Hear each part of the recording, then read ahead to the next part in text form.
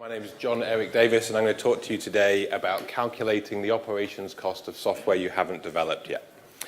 So I wanted to start by saying, well, why is that a relevant question at a DevOps conference? Why are we even discussing this? And I think it's because a lot of people go on the same journey with DevOps. They first hear about it in a word-of-mouth manner, and they get interested. And then they go and read more material about it, maybe a book, something like the Phoenix Project. And then they add excitement. And then by the end of it, you're passionate, and you're thinking, this is amazing. This is something that can really change me and the company that I work for. And then you go back to work, and you try and explain exactly what you want to do. And you get this list of, well, you could either call them questions or problems. Okay? And what's important is to not be disheartened at that point, but to look at that list of questions or problems and see, are they valid? And is somebody else solving these? Is this unachievable? So one of those particular questions is around budgets and around running costs, and how's that going to work given the somewhat inflexible nature of that and a highly iterative, flexible system like DevOps. So that's what I want to talk about today. And the enterprising question that I went back to was easyJet. Most people are probably familiar with easyJet, but if you're not, it's a low-cost airline that was formed about over 20 years ago and was genuinely disruptive. Okay? It was really changing the industry and bringing costs down, and it was incredibly agile and was able to change very quickly. Okay? And that's grown. It now flies over 76 million passengers a year, and it has over 10,000 employees. And like any company, when it grows, it becomes harder to achieve certain things. Your competitors move, they get closer to you. So what easyJet has decided to do is embark on a new program to create a new commercial platform to add the ability to have more business agility. Okay? And that is where I fit in. Okay? So I've done a variety of roles, from trainer, starting off teaching C++ and then .NET, doing a lot of development at investment banks in like low latency algorithmic trading, the mandatory failed startup that everyone seems to have done when you try to escape, and that failed, obviously. And now I'm currently helping easyJet with their architecture and delivery. Okay? So like we said, we're going to focus on one particular question, which is, I was asked, well, how much is it going to cost for the running costs of this particular part of this program? What's our bill going to be here? And somebody had actually done a finger-in-the-air estimate. And because it's such a large program, they'd actually come up with this finger-in-the-air estimate in the millions. It was about £4 million or something. And that's not good because it's a big number. But it's also not good for another reason. It's like just two finger in the air, okay? And we need to talk about that, okay? It's also very relevant that the number was so big, okay? Because if it was a small number, obviously no one would care, okay? But because it's a large number, it meant it was worth people putting time and effort into forecasting and calculating a more accurate number, okay? So I also had another question. I was like, why do I get all the fun questions, okay? Which was not just how much is this going to cost, but what hardware do we need to buy? And again, it's a DevOps conference. What hardware do we need to buy? Are we in the right place? Because part of the solution was to be interfacing with the legacy platform, okay? And that was in a data center. It needed to be quite chatty, so it was going to have to be co-located. And it meant that effectively we were going to have to buy some hardware. And in some ways, that's even more of a scary question because nobody wants to get it wrong. You don't want to buy the wrong hardware, okay? Not buy enough. So the other thing that makes this very difficult is that a lot of companies have quite a rigid budget structure, okay? They have this idea of the yearly budget, okay? And people are asked to come up with this large number and are then almost rewarded if they just don't spend over that, okay? It's like, hey, well done, you can have the same again next year, which doesn't really reward people to try and bring that number down. But it actually creates other problems as well, which is that it's just too unrealistic, okay? It's way too unrealistic to ask anybody to come up with in this case, the operations and the running costs, but in nearly everything else, what are those costs going to be for the next year? And that's a big problem because it means people almost don't take it seriously because it doesn't matter. Nobody can calculate that accurately. So they just come up with these wild guesses, okay? And those wild guesses are generally going to over-provision things, okay? Because you don't want to have to go back later and ask for more money. It doesn't look good. But because it's just a wild guess, you're equally likely to actually under-provision, okay? And still have to go back because you didn't base the forecast on anything empirical. So how can we improve that? Well, we need to look at, first of all, the duration that we're talking about and accept that projects are also at different stages, okay?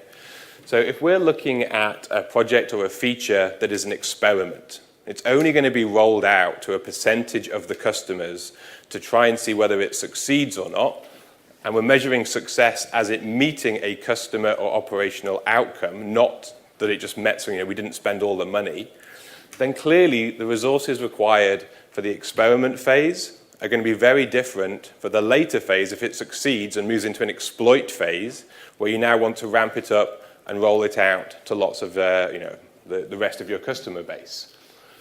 So we're looking at redefining the structure within the question that we've been asked. And then we just jump to a buzzword, okay? And this is because once we'd had that conversation about, well, what is a reasonable structure to try and answer these questions in, we found that it wasn't as hard as we thought it was going to be to come up with an approach to actually forecast these costs. And that we didn't say, well, we're going to use microservices because that's going to help us forecast operational costs. We picked microservices for the same reason that most other people pick microservices, okay? The ease of deployment. We'd all worked on projects where even the smallest hot fix required a build of the entire software, deploying it to a big test environment and taking hours or even days. And now we can hear about a bug, have a hot fix, and actually have that rolled out, within minutes or so. It's much better.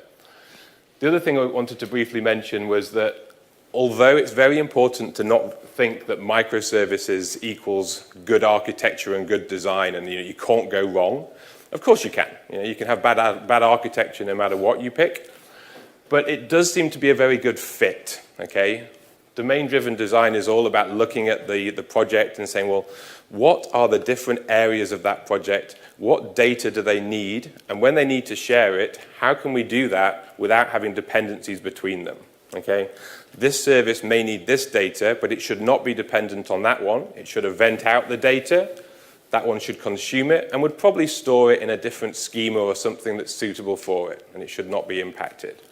So we had all these good reasons for picking microservices, but what we found is that there was also an incredibly strong correlation between the performance requirement of a given microservice and its cost.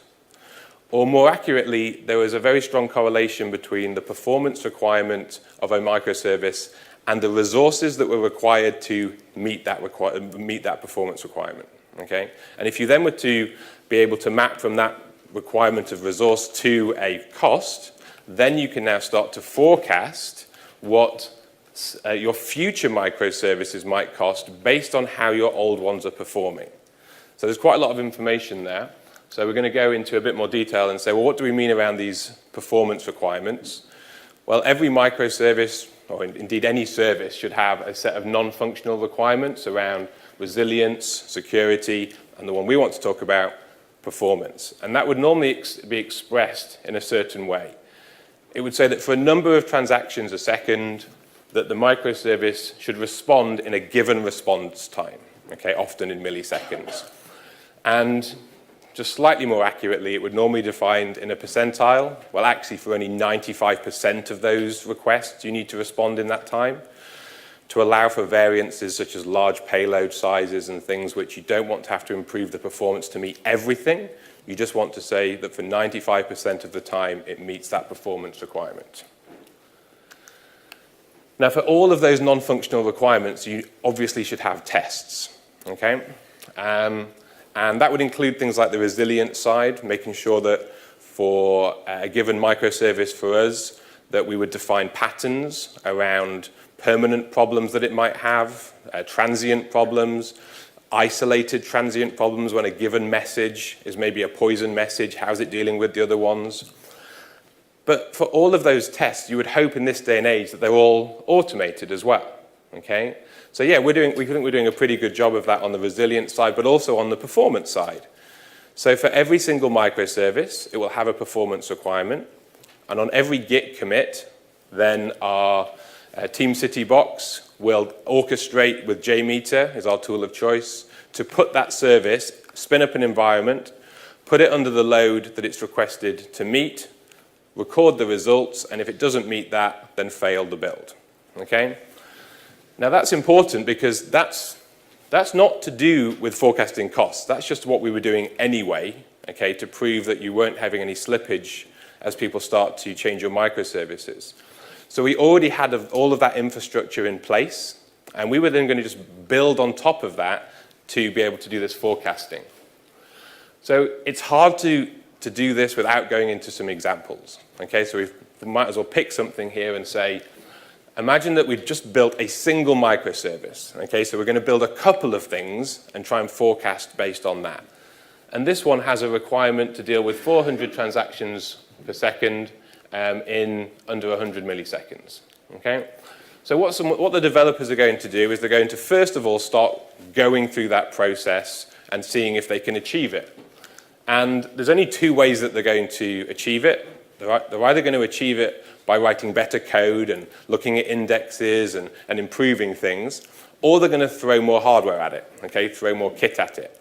So what's key is that effectively that people don't, that they are aware of that and that they try and improve things, and that these figures should be after they have done the first wave of optimization, because we want to bring these costs down where possible. And what that's going to say is that it doesn't matter how good a code you are, at some point you have to get the right resources. Okay? So the resources in question here look quite abstract, and the reason for that is that we do all of this testing in the cloud, and we use AWS. But I didn't want the talk to be AWS specific, so it's not like M4.large. It's just conceptually, it's a resource that's getting bigger or smaller, and that you know the costs of that resource.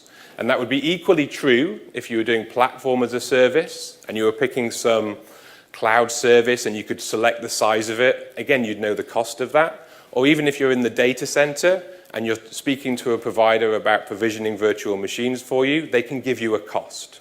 Okay, so you have a way of mapping from one to the other.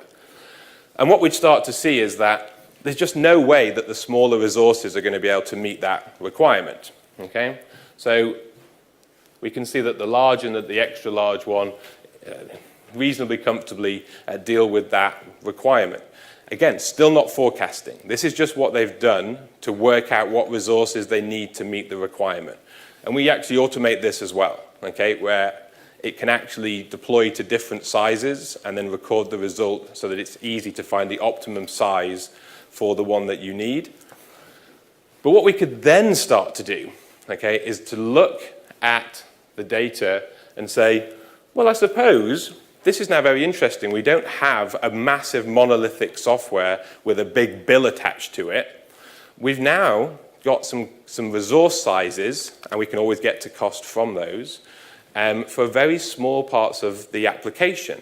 So when we start to have tens or hundreds of microservices, I wonder, again, with this correlation, if you find that actually another microservice that has to deal with the same number of transactions a second and get back in the same response time, yes, they're going to be different categories. Are they CPU bound, memory bound, IO bound, all of these things. But that aside, they are going to start to have these familiar traits. So we start to be able to say, well, I suppose if a future microservice that's similar also has the same performance requirement, then we could probably allocate that to a large VM, and we'll see about costs later, and start to predict what those costs might be. Okay? But that would obviously be very restrictive if the only way you could forecast was based on by chance, having future microservices have exactly the same performance requirement of the ones that you'd already built. Okay, very limiting. So we're going to do two things. We're going to take the services that we've written, and we're going to see how they perform at different loads, both above and under what they've actually been designed to do. Okay, and we're going to extrapolate from that. And we'll also, as we'll see, we'll need to still change the resources as we go through that, because otherwise you can be led astray. So let's have a look. So the first thing that you'll find is that if you take a microservice, in the case, the one that we just built, and it was happily dealing with its 400 transactions per second in under 100 milliseconds, if you didn't do the tests, you might start to extrapolate in a linear way that it can deal with 800 and so on. That's not a good idea, okay, because they don't tend to scale in a linear way. They tend to just get swamped, okay? Once they can't cope, they can't cope. So we would like to be able to say, how would it have performed if we'd given it a bigger resource? And then also, what if the future microservices have got smaller transactions per second requirements? Well, yeah, we know that the large one could cope with it, but is it too big? You know, could we actually find a smaller resource that would have been able to cope with that? So if we run that again, the same microservice, just a single one at this point, under now different resource sizes, you'll see a similar pattern where they can all deal with a certain number of transactions per second up to a point, and then they just tail off and they can't meet it anymore. But we start to be able to see, oh yeah, if a future one needed to deal with 600 transactions a second, again in under 100 milliseconds, the resource size of in our case, like an M4.X large or something, would probably be sufficient there. But also, we also start to realize that we could get some savings and only maybe allocate a medium to that resource. Okay, so we start to make some progress. And at least, even by now, it's using empirical data and coming up with some sizing. It's not going to be perfect, but it's still based on something. We can actually, though, take it a bit further. And for this, I'm just going to come up with an actual requirement for a future microservice and say, what if we have a recommendation service, something that every time you do a search, is going to recommend somewhere else that you might want to go. So we decided to roll that out to only 5% of the customers, and we know that the total is something like 2,000 searches a second. So we can calculate that the performance requirement for this future microservice would be to deal with just 100 transactions a second, okay, at that point in the experiment phase. And we decided it's going to be part of the similar request as a web page, so it needs to have a similar response time. On this one, we'll say that it needs to do that for under 150 milliseconds. But by this point, let's now say that we've built a few more microservices. Even if we've only built 2, 3, 4, we'll have the data for those as well, okay? So when we query that data and say, can you show me how the microservices that we've built today would have performed at that load, which may not be the load that they were asked to perform at, but you now have this real data. And in this case, I've removed the larger resources, okay, because we're not interested in wasting money. We're interested in what was the minimum resource that could have met that requirement. So in this case, we could say, yeah, across 3 different microservices, it looks like if we'd allocate a medium-sized virtual machine to that, it could probably cope. But what's important is that we start to add in this utilization data, okay? Because otherwise this is not granular enough. It starts to only be able to map to these kind of large, well, even at the VM size, it's too big. Because what you'll then find, if your microservices are broad enough, they'll have very different performance requirements. And this is where people tend to, when they're doing the finger in the air thing, is to go wrong, because they over-provision a lot. So if you only needed to deal with 20 transactions per second or 2 or something, people tend to say, well, yeah, we'll just give it a small virtual machine. That'll be fine, okay? But by recording the utilization and maybe seeing that for a very low performance requirement, it only needed 10% of a CPU, okay? You can then start to make some decisions about how you allocate the resources to that microservice. So if you're in the cloud, then you can start to say, well, when I go to my chosen cloud provider, it never really just says what virtual machine do you want. It says, do you want something that is CPU intensive or is optimized for memory or I/O? And a lot of people just don't know. Right? They don't know the answer. Whereas if you start to record this, you can start to see that across all of your microservices, maybe there's patterns there, and that actually most of them, and certainly in our case, were more CPU bound and using very little memory, but it'll obviously be different for every company. So you can start to tailor the resources. In the on-prem world, again, sometimes you've got more control. Yeah? So you can actually say, when I'm building or provisioning my virtual machines, just make sure you power down the memory on that. Okay? We don't need all of that for that particular microservice. Or if you're dealing with the very small microservices, you now move one layer down and you stop talking about virtual machines and you start talking about containers. Because you can still provision sizing at the container level. You could still say, well, I'm going to take a small virtual machine, I'm going to put some containers on that and tell each one you can use 1/10 of the CPU, or you can use this much memory. Okay? So you've got a lot more control. And then you can start to map to costs. And the two are not identical, because clearly it depends what the project phase is.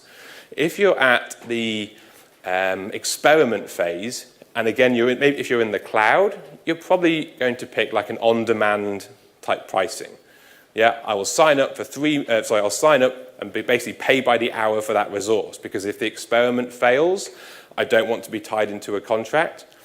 If the feature succeeds and it moves into an exploit phase and you're still in the cloud, then you could move to a reserved instance model, or the naming convention of your chosen provider. Okay, to say I'm happy to sign up for a few years. Okay, and again on-prem you can ask them again exactly what costs are you going to be seeing at that point. Now the only real difference between the two is that when you're performing these tests, you tend to be interested in different loads. Right? If you're on-prem, you don't get elastic scaling, so you tend to be much more interested in the peak load. Right? But the tests are the same. Right? If you have a peak load or the average load that your services are under, it's just a different number.